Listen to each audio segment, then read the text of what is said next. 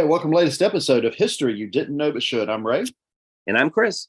and today we're going to be going back to the antebellum period, specifically 1857, and we're going to be looking at the businessmen's revival, or what's sometimes referred to as the prayer meeting revival. You know, Chris, most Americans who have studied American history, they've heard of the First Great Awakening, they've heard of maybe the Second Great Awakening and Charles Finney, but some refer to this time right leading up to the Civil War as the Third Great Awakening or a Third Awakening, because it is a time in which a lot of people have spiritual experiences, let's say. Well, and also I think that with everything kind of being divisive and there's so much uncertainty in their homes, in the country. I mean, though we didn't have mass communication, people still were aware that life was very difficult. And so they turned to the one thing that they thought that could get them through whatever it was that they were experiencing, which was religion. And, you know, I think it's fascinating to me that this is a story of survival. It's a story of hope, but it's also a story of persistence, of how you never give up. Even in the most dire of situations, you keep pushing forward with something that you believe. And you know, as we talk about this third great awakening, it all comes about basically because one individual was determined to make a difference, if not just for himself, ultimately for those that were around him. And I think that this is a huge moment because this is coming right after the Dred Scott decision that the Supreme Court had, which had basically said, that African Americans and their descendants could not be United States citizens. And this was huge because within the church, it created a division because a lot of churches welcomed Black individuals into the white church. There might have been separation as far as where they sat and what they could or could not do, but the reality is that churches were one of the places in society during this time where there was a mixture of white and Black coming together to worship. And so when the Dred Scott decision comes about, we start to see more of a division, and there is a stirring, if you will, for revival in the land, for peace to be restored, for hope to be found. So what a great opportunity it is right here in, I guess, 1857 for there to be this anointing, if you will, of people that will basically come into a movement. Yeah, and, further putting it into its historical context, not just simply, Dred Scott and all the fighting that's going on between the North and the South, mostly, verbally at this time, though you did have, events occurring in Kansas and elsewhere. Another thing that sort of helped bring this revival about was the crash of 1857. The economy was, I guess you could say, overextended. They were giving, sounds familiar, this does, they were giving loans to people who really shouldn't have been getting loans. So, of course, the economy crashed, the stock market crashed in 1857. Let me look at my notes. I believe it was October 10, 1857, the stock market crashed. And what happens when those type of things occurs? People lose their jobs, they lose their savings, they lose everything. And so this is something that I think also sort of feeds into this need for revival. Like you said, people are divided. The situation between the North and the South is dividing families, it's dividing churches, it's dividing communities. And now you have this economic crash that's going to add even more pressure on people as they're facing a very difficult time in history.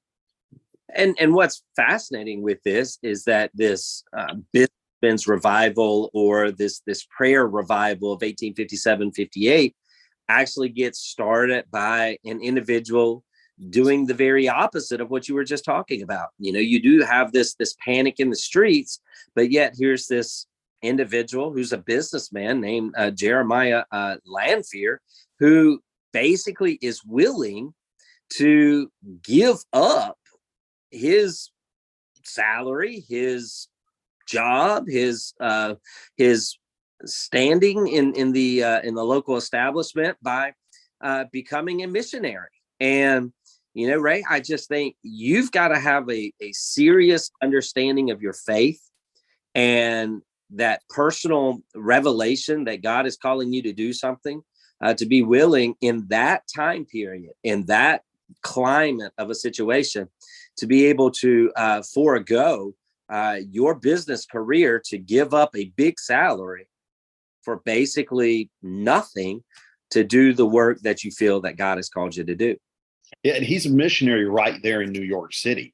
I mean, a lot of times, we think of missionaries, we think of people going overseas or what have you, but his mission field, so to speak, was right there in the heart of New York City, where, of course, the stock market is located and where this crash probably had its most immediate devastating impact. But he starts there in September of 1857, having a prayer meeting. And I think this is, I guess this is sort of obvious, but I think this is why it's called the prayer meeting revival or the businessman's revival. It's not really an organized revival. It's a grassroots revival where businessmen come together and pray following the events that we just talked about a few minutes ago. I mean, he had pretty good attendance before the stock market crash, but shortly thereafter the stock market crashed, he had standing room only and overflowing out into the streets, people coming to this prayer meeting. I mean, Chris, I think there are a lot of preachers today would love to call for a prayer meeting and have standing room only and crowds all the way out in the street. They would love that, but the one thing that cannot be lost on this is the hard work that Jeremiah had to do to get it to that point, and the faith he had with it, because he said, I'm going to hold a Wednesday prayer meeting, and the reason that he called it the Businessman's Revival is because it was geared towards businessmen. He's right there in Manhattan, and he decides to do it kind of on the lunch break. So he's going to host a prayer meeting on Wednesday afternoons from 12 o'clock to 1 o'clock. And he goes out and passes out flyers and encourages people to come. And he says, listen, it's going to be from 12 to 1, but you can come in for 5 minutes, 10 minutes, 15, 20, a whole hour. It's up to you. And he just wanted people to come and engage in prayer with him. And so he begins this on September 23rd, 1857.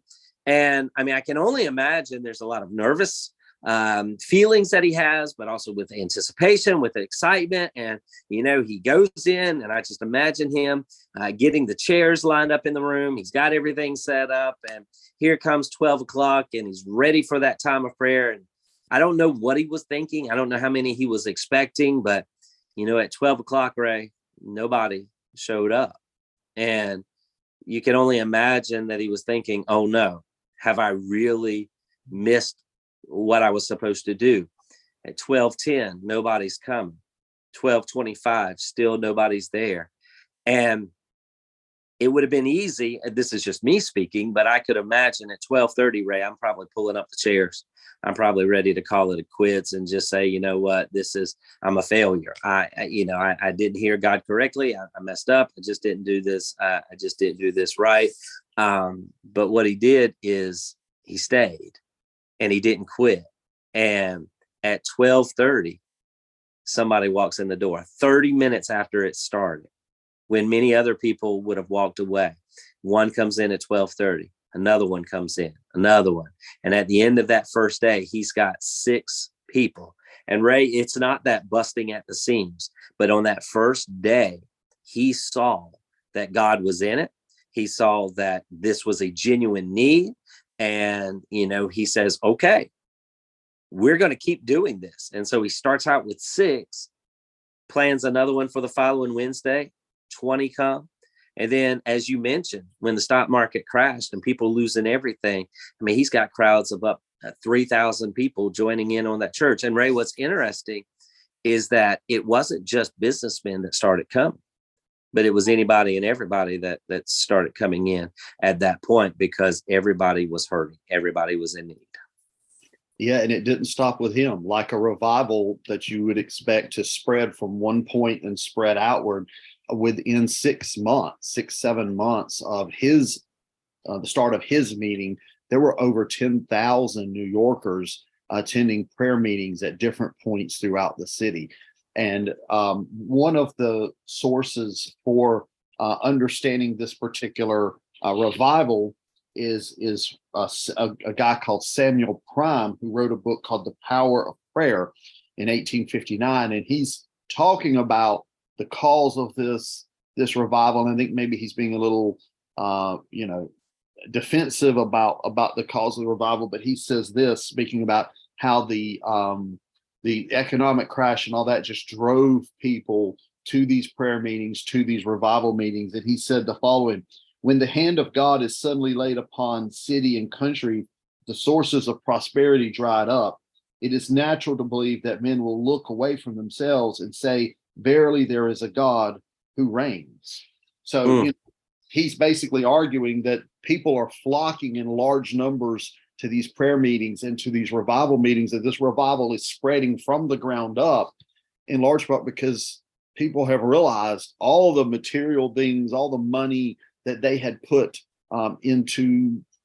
their trust in, all of that wasn't getting them anywhere because it had disappeared practically almost overnight. And of course, it would be about 100 years later, in the 1930s, we would see the Great Depression set in, and it's almost, in some ways, almost a repeat of the same things that happened here in 1857. And it's there's so many ways that you can look at this businessman's revival, this prayer revival. And, I look at it as one person recognizing their vision and fulfilling it and not letting anyone or anything stop it. I think there's a strong message of persistence and dedication to fulfilling the call on one's own individual life. For instance, I know, Ray, when we talk about students and things, and we try to get them to recognize their value and to recognize their worth, the one thing that I find is that there's so many young people today who have just been beaten down and told that they can't do something, that they just can't, they'll never be good at this or XYZ. And if they'll just take the importance of history, these moments in history, sure, we know what Rosa Parks did. We understand that symbol of freedom that she gave. We understand the likes of Ida Tarbell. We get these famous people in history, but what we also have to remember is that history is full of people who never make it into the history books. People such as Jeremiah. Ray, I don't know if I've ever talked about the businessman's revival in a history class. And it's not because it wasn't important, but it's because there's so many other things that capture our attention, so many big history ideas. But Ray, history is full of individuals, one person who was willing to stand up. I know we did a podcast a while back talking about the impeachment of Andrew Johnson, and how it was one person who was adamant that he wasn't to be impeached for what he did. Sure, he did it wrong, but he didn't need to be convicted.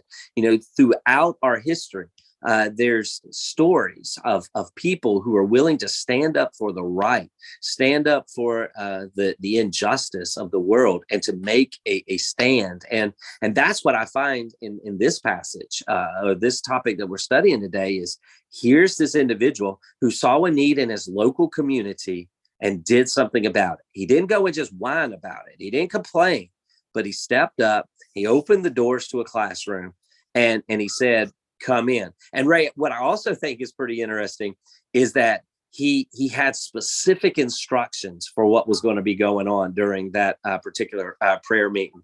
I thought it was funny that he stated, he had rules. And one of the rules was you can't pray 2 times in a row.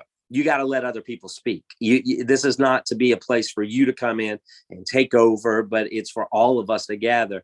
But he also said, you're not bringing any drama in here. We're not going to talk about any controversial issues or things that are affecting. We're not going to come and debate the aspect of the Dred Scott decision. Rather, what we're going to do is come in and pray for all people that were affected by the Dred Scott decision. And Ray, that's hard because people sometimes like a big crowd so that they can, spread their thoughts, their ideas, rather than just building one another up. So I thought that was important as well. Yeah, and you talk about him, fulfilling this mission that he had. This spread outside New York. It spread to almost every not every major city, but a lot of major cities throughout the country. And it had a big impact on people during this time, this very difficult time. But one of the things I found interesting, and you talk about the fact that, he sort of laid out this, you're not going to take the floor and preach for an hour. You're not going to pray for 45 minutes. You're going to be short prayers. You're not praying 3 times in a row. He sort of had this very controlled way of doing it. But one thing about the entire revival, this businessman's revival, as it were, is it didn't have the emotional aspect that you see with the First Great Awakening or even with the Second Great Awakening.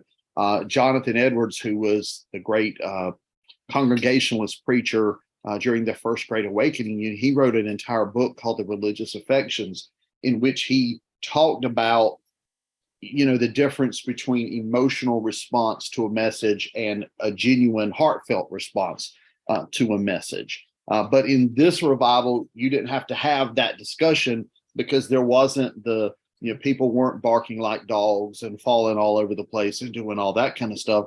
These were just simple prayer meetings that were being held in cities throughout the country as people were facing both material need and emotional need, as the country is splitting down the middle over the issue of slavery and its expansion, but also as the country is battling, a very serious economic depression. And you see these moments in which people come together. And, I go back to just recently the terrible situation that happened to the football player, just recently in a Monday night football game where, he suffered a cardiac incident. And, in that moment, that one individual, for I don't know how long it will be, but for that one moment, that individual brought a nation together.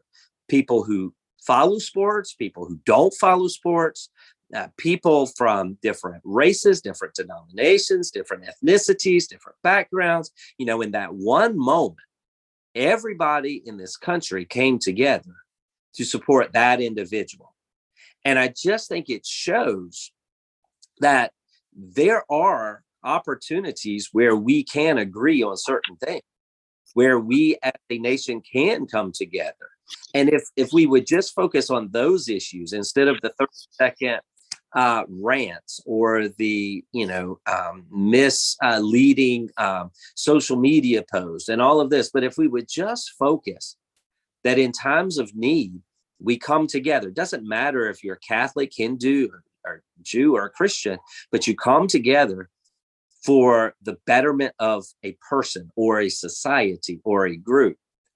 I think there's lessons to learn from the Businessmen's Revival, because they were people from all different walks of life who gathered there, just as people from all walks of life just recently gathered to pray and to remember and to think about this one individual. And I just hope that these moments aren't fleeting, that they're not just quick bursts where we say, oh, we did that, but now let's get back to the other things. Because whether it's 1857 or it's 2023, we face a lot of crises, a lot of dilemmas, and having people work together to find common solutions is a whole lot better than finding ways to be divisive. Yeah, I was thinking as you were talking there, in some ways, I think we have it harder in coming to these moments.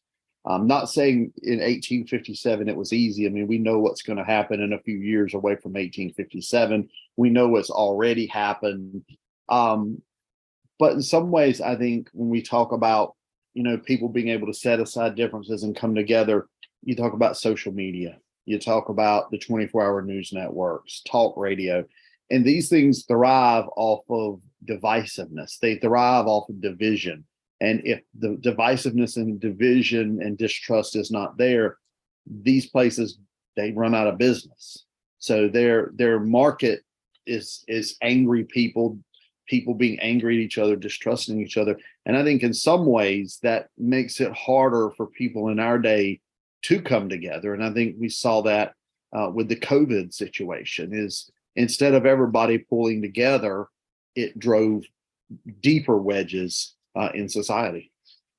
So the lesson to be learned with this is imagine what can happen in the absence of agendas and politics. Mhm. And if you leave that stuff out, imagine what good can come.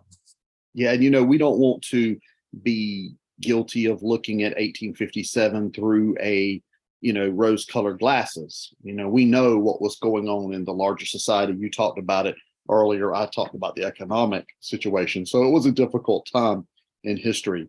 But I think the point is they maybe had it. I don't know what I'm trying to say, Chris. Maybe not that they had it easier, but that it's harder for us to come to these moments. Well, I think it's harder for us because I think the word that I would use is we are such prideful people in today's society.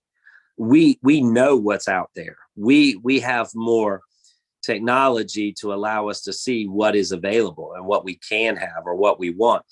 Back then, all they knew was what was basically in front of them. They knew right then, right there. They didn't know all of the luxuries that others had. They didn't know all of the other things because they didn't have resources to share with them all of those things.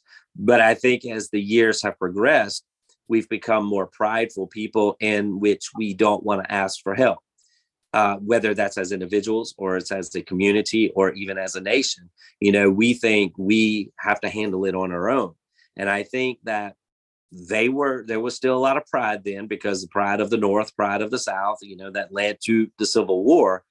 But for a brief moment, they were willing to come together, black and white, North and South, and for the good of the country, for the good of their own families. They did what they only knew was the best thing to do. They prayed. That's it.